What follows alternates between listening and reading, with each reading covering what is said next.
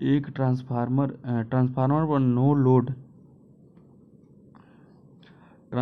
पर no load परीक्षण को जानने के लिए किया जाता है।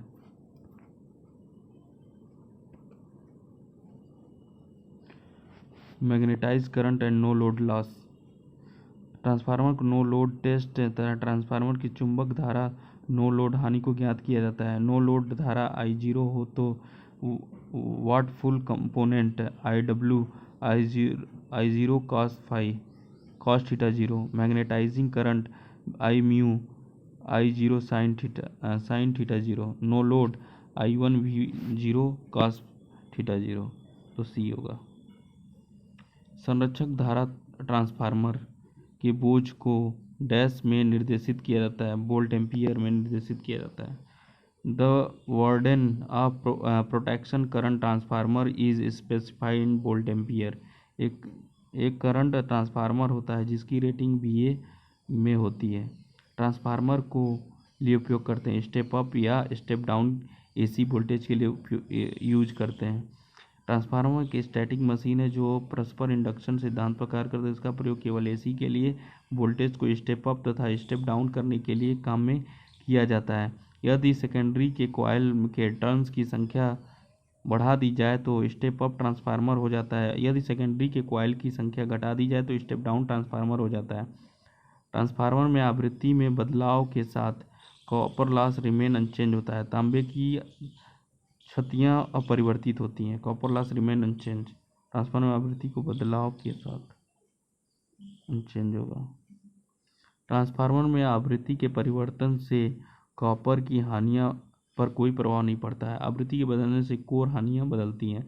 कोर हानियाँ हिस्टैरिस हानि mu B max 1.6 FV WH proportional F के। भंवर हानियाँ WE KE B square T square F square V WE proportional F square के। F आवृत्ति है, N हिस्टैरिसीस गुणांक है, B मैक्स फ्लक्स घनत्व है, T मोटाई है, KE भंवर धारा हानि है।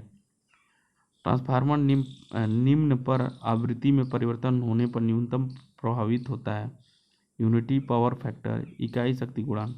ट्रांसफार्मर में आवृत्ति परिवर्तन होने पर इकाई शक्ति गुणांक न्यूनतम प्रभावित होता है।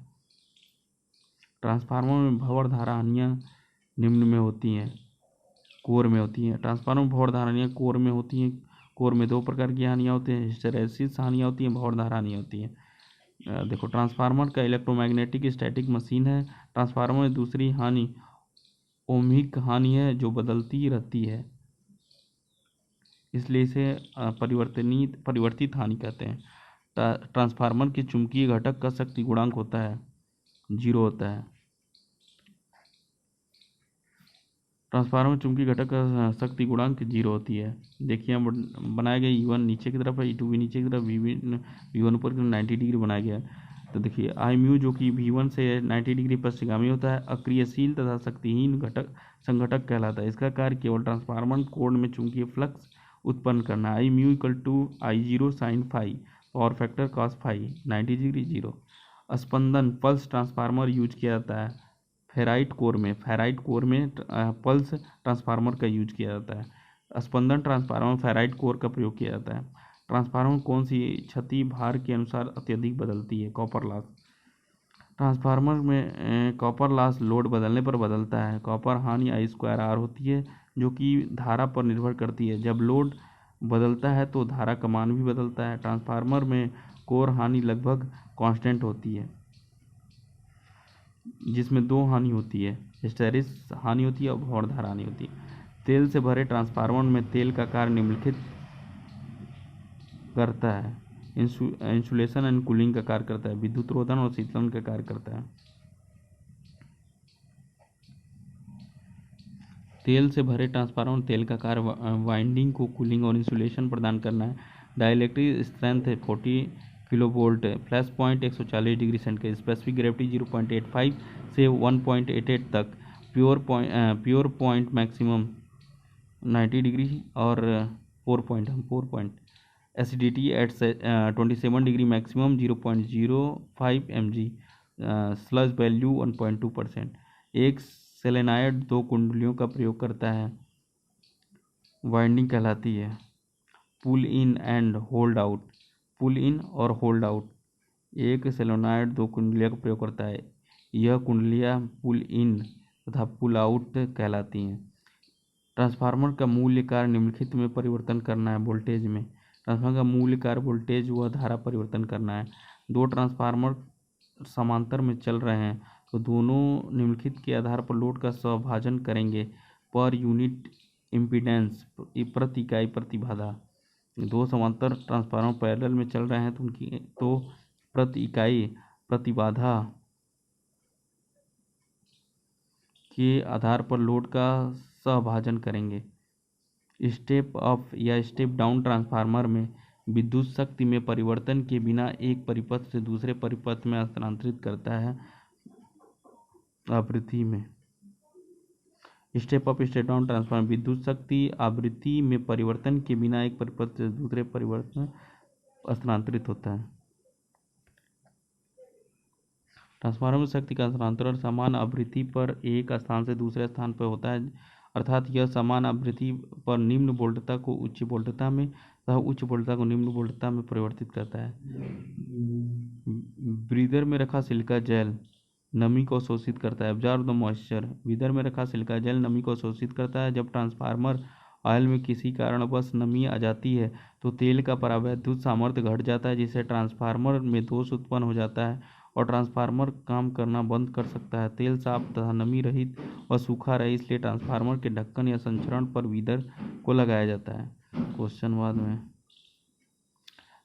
सेल प्रकार के ट्रांसफार्मर की तुलना में कोर प्रकार के ट्रांसफार्मर की क्षमता कम होती है।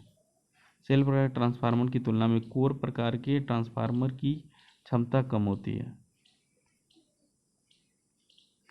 आदर्श ट्रांसफार्मर में शून्य लोड पर प्राथमिक कुंडलन की धारा आईपी वोल्टेज ईपी से 90 डिग्री पिछड़ जाता है।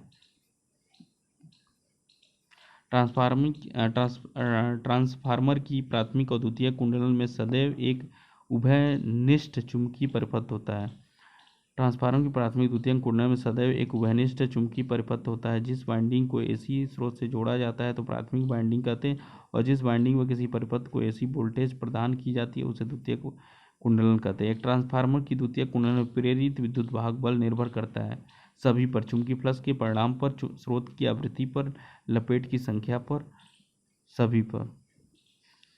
किसी ट्रांसफार्मर की प्रत्येक कुंडलन में उत्पन्न विद्युत वाहक बल E2, आवृत्ति F, लपेटों की संख्या N2, अधिकतम चुंबकीय फ्लक्स φm पर निर्भर करता है। 4.4 φm Fn2 वोल्ट होता है।